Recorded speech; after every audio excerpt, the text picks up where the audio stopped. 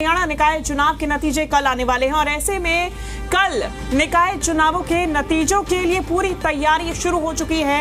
कल सुबह 8 बजे से वोटों की गिनती शुरू होगी। मतगणना केंद्रों पर सुरक्षा के कड़े इंतजाम किए गए हैं। तस्वीरें भी आपके सामने। और 2 मार्च को वोटिंग की प्रक्रिया पूरी हुई थी। अब मतगणना केंद्रों पर सुरक्षा के कड़े इंतजाम किए गए हैं। कल नतीजे आने हैं। ऐसे में सुबह ही 8 बजे से वोटों की गिनती शुरू हो जाएगी। मेयर पद के बीजेपी प्रत्याशी कौन कौन हैं ये भी आपको बता दें। गुरुग्राम से राजरानी मल्होत्रा मेयर प्रत्याशी हैं। शैलजा सचदेवा को अंबाला से मेयर प्रत्याशी बनाया गया था। सोनीपत से राजीव जैन बीजेपी के मेयर प्रत्याशी हैं, तो वहीं राम अवतार वाल्मीकि रोहतक से बीजेपी के मेयर प्रत्याशी हैं। इसके अलावा सुमन बहमनी यमुनानगर से मेयर प्रत्याशी हैं। साथ ही साथ में प्रवीण जोशी फरीदाबाद से। और बात करें अगर हिसार की, तो प्रवीण पोपले को बीजेपी ने अपना मेयर उम्मीदवार बनाया था। ऐसे में चेयरमैन पद के कौन कौन से प्रत्याशी ये भी आपको हम बता रहे हैं। तो देखिए, ये तैयारी पूरी, वोटिंग की प्रक्रिया भी पूरी हो गई है। चुनावों में जोर शोर से प्रचार प्रसार करते हुए बीजेपी के दिग्गज नजर आए थे। खुद मुख्यमंत्री नायब सिंह सैनी यमुनानगर, सोनीपत जैसे निगमों में पहुंचकर वोटों की अपील कर रहे थे। कई ऐसे मुद्दे जो इस दौरान गरमाए। अब ऐसे में कल निकाय चुनावों के नतीजे आने जा रहे हैं। नगर निकाय चुनाव के नतीजे हैं जो कि कल सुबह 8 बजे से वोटों की गिनती के बाद सामने आ जाएंगे। तो अब क्या ट्रिपल इंजन की सरकार बीजेपी बना पाती है, क्या कामयाब हो पाती है, ये देखने वाली बात होगी। बीजेपी लगातार इस बात का दावा कर रही है कि हरियाणा में ट्रिपल इंजन सरकार बनकर सामने आएगी और विकास के कामों को और ज्यादा गति मिलेगी। वहीं दूसरी तरफ कई मुद्दों को लेके घोटाले का एक बड़ा मुद्दा, भ्रष्टाचार का एक बड़ा मुद्दा, जिसको लेके कांग्रेस भी प्रचार प्रसार के दौरान बीजेपी को घेरते हुए नजर आई। इन मुद्दों पर चुनाव लड़ा। और चलिए हम ज्यादा जानकारी लेंगे। जी मीडिया संवाददाता शशि नायर हमारे साथ हिसार से जुड़ गए हैं। शशि, क्या तस्वीरें, कितनी तैयारी, सुरक्षा के कैसे इंतजामात?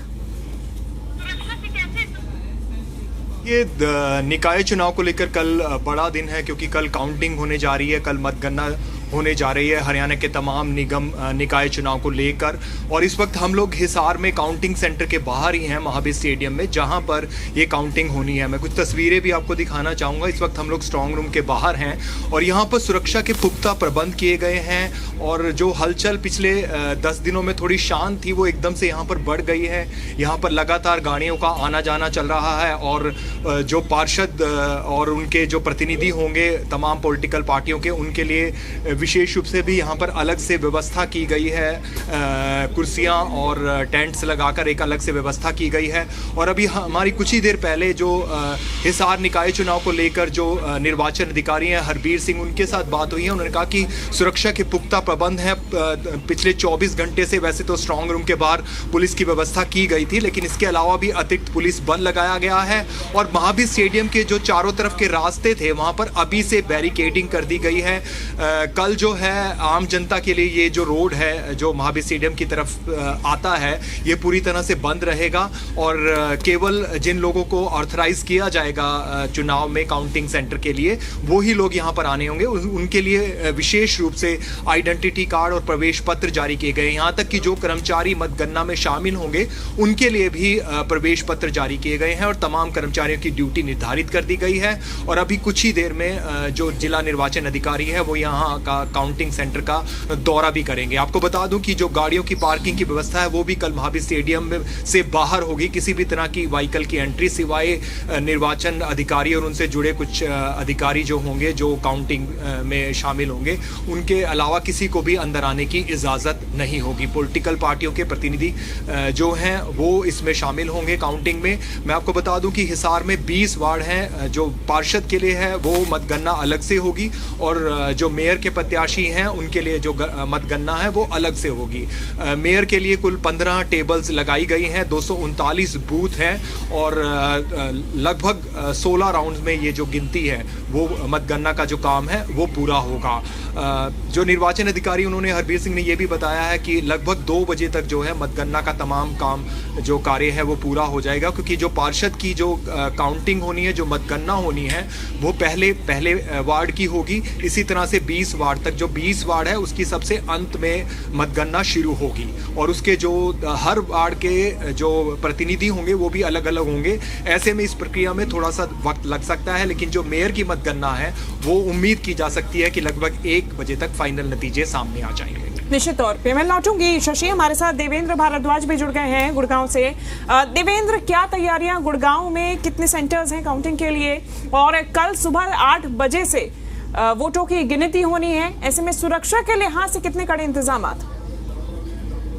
देखिए, बिल्कुल निश्चित तौर पर कहा जा सकता है कि गुरुग्राम नगर निगम और मानेसर नगर निगम के साथ साथ 2 अन्य जिला परिषद और 1 नगर पालिका के जो मतदान हुआ था उसका कल नतीजा आना है। और निश्चित तौर पर कल कहा जा सकता है कि निकाय चुनाव के नतीजों के बाद छोटी सरकार बनकर तैयार हो जाएगी।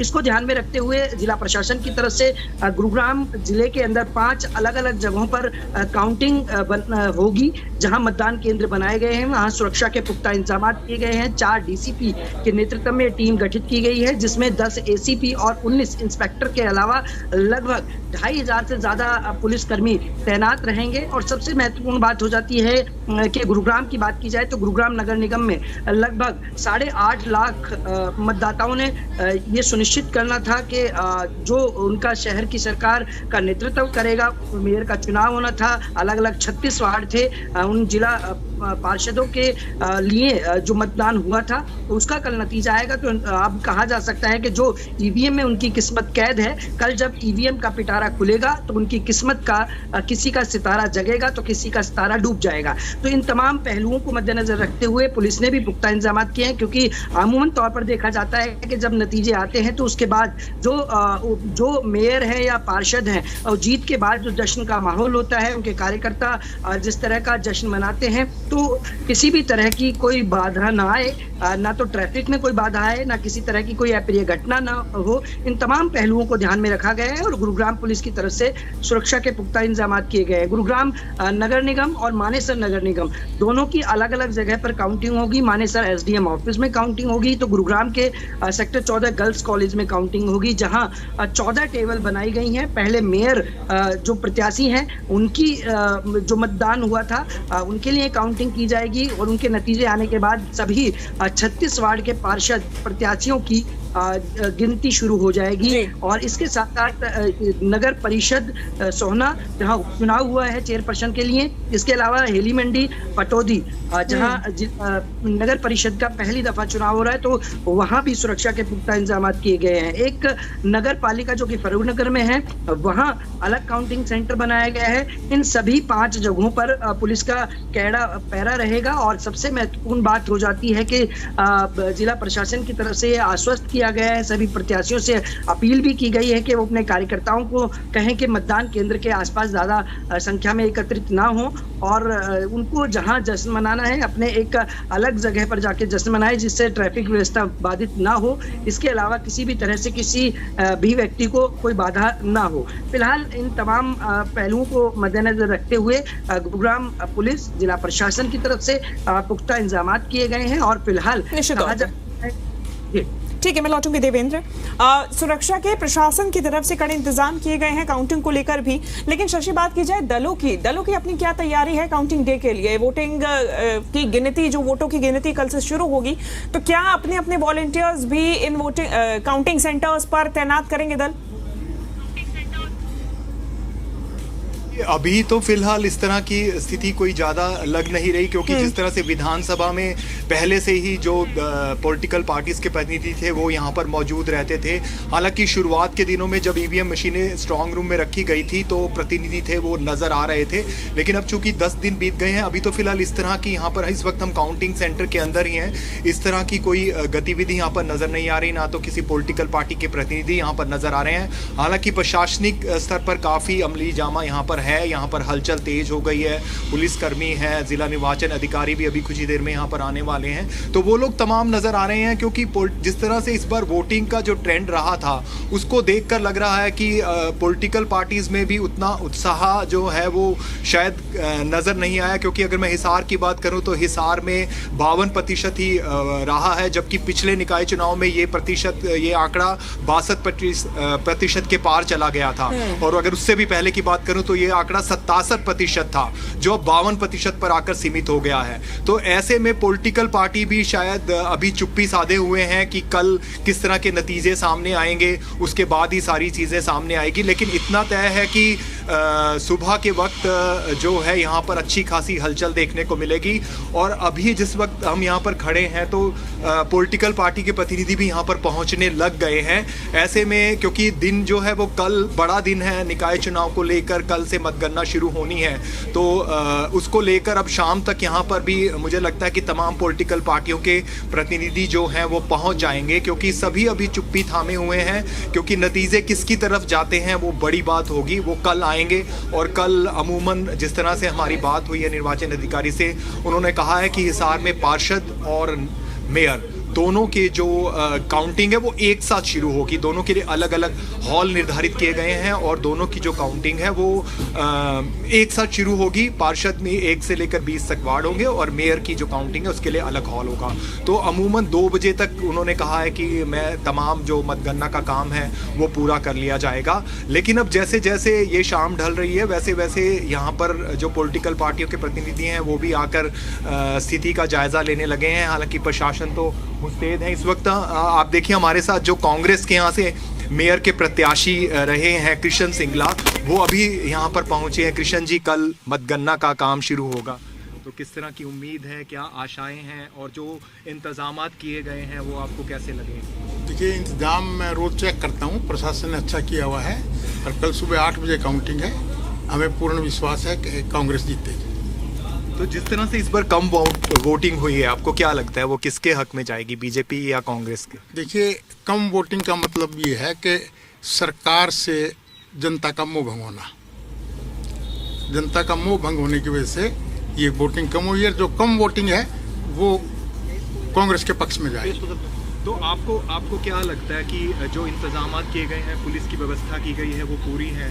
क्योंकि आप मेयर के प्रत्याशी हैं कांग्रेस की तरफ से। देखिए, अब तक मैं जितने बार यहाँ आया हूँ मैंने यहाँ पूरी गार्ड लगी हुई देखी है और व्यवस्था ठीक है।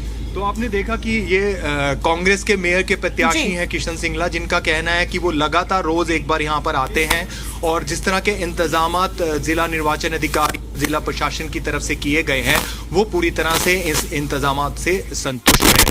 कल का दिन बड़ा होने जा रहा है निकाय चुनाव को लेकर। हरियाणा में कल मतगणना का काम शुरू होगा और उसके लिए प्रशासन पूरी तरह से मुस्तैद। निश्चित तौर पे मैं लौटूंगी। शशि, देवेंद्र, क्या गुड़गांव में भी इस प्रकार की तस्वीर देखी जा सकती है? क्या दलों की तरफ से एक्टिवनेस इतनी ही ज्यादा देखी जा सकती है गुड़गांव में भी? हाँ, देखिए, बिल्कुल शिवांगी, जिस तरह से कांग्रेस और बीजेपी दोनों ही अपने सिंबल पर चुनाव गुरुग्राम में लड़ी थी और नगर पालिका का चुनाव हालांकि बिना सिंबल के सभी पार्टियों ने चुनाव लड़ा था, लेकिन फिलहाल नगर निगम और नगर परिषद के जो चुनाव थे उन सभी को दोनों ही पार्टी, बीजेपी और कांग्रेस की पार्टी की तरफ से बड़ी जोर शोर से लड़ा गया था। अपने तमाम उम्मीदवार मैदान में उतारे गए थे और गुरुग्राम नगर निगम में जो कि लगभग 8.5 से 9 लाख मतदाता थे, लेकिन जो मतदान काफी कम हुआ, लगभग 3,90,416 लोगों ने अपना मतदान किया था। तो उसकी काउंटिंग, जिसमें बीजेपी और कांग्रेस दो ही प्रत्याशी गुरुग्राम नगर निगम के अंदर मेयर पद के लिए थे। इसके अलावा लगभग जो पार्षद की बात की जाए तो पार्षद 36 वार्ड हैं और सभी पांचों जगह मिलाकर संख्या लगभग 736 के करीब है। तो इन सभी 736 उम्मीदवार जो कि पार्षद पद के लिए थे, मेयर पद के लिए 2 गुरुग्राम नगर निगम में से थे और तो 4 मानेसर नगर निगम में से और 1 चेयरपर्सन सोहना के लिए और पटौदी हेली मंडी के लिए 1। तो इन तमाम उम्मीदवारों की किस्मत ईवीएम में कैद है और कल ये रिजल्ट आएगा जब सुबह 8 बजे से मतगणना शुरू होगी तो शुरुआती नतीजे आने शुरू हो जाएंगे। और इसके अलावा तमाम राजनीतिक पार्टी अपना अपना दावा कर रही हैं। बीजेपी एक तरफ अपने मेयर बनाने की बात कर रही है तो दूसरी तरफ कांग्रेस लगातार आरोप प्रत्यारोप की राजनीति दिखाते हुए कहीं ना कहीं आरोप लगा रही है कि जिस तरह से जनता का मोह भंग हुआ वो एक बड़ा कारण रहा कि मतदान कम हुआ। लेकिन बीजेपी अपना तर्क दे रही है कि जिस तरह के चुनाव हुआ और मतदाताओं ने खूब बीजेपी के कार्यों को सराहाया है और बीजेपी का ये कहना है कि कल तभी गुरुग्राम जिले के 5 जगह बीजेपी अपनी छोटी सरकार बनाने में कामयाब रहेगी। इसके अलावा कांग्रेस अपना दावा कर रही है, लेकिन सबसे महत्वपूर्ण ये बात हो जाती है कि मतदाता के जहन में क्या था, क्योंकि तमाम वो मुद्दे मतदाताओं के जहन में थे। वो क्योंकि छोटी सरकार है, छोटा चुनाव था, तो कहा जा सकता है कि मुद्दे बड़े थे, भले ही छोटी सरकार के लिए चुनाव था। निश्चित तौर पे देवेंद्र, और इन्हीं मुद्दों पे जनता ने वोट डाला है। अब देखना होगा कि जनता का क्या फैसला रहता है। कल किस्मत का फैसला सबका हो ही जाएगा, ईवीएम खुली जाएगी। बहुत शुक्रिया आपका शशि। देवेंद्र, ये तमाम जानकारी हम तक पहुंचाने के लिए।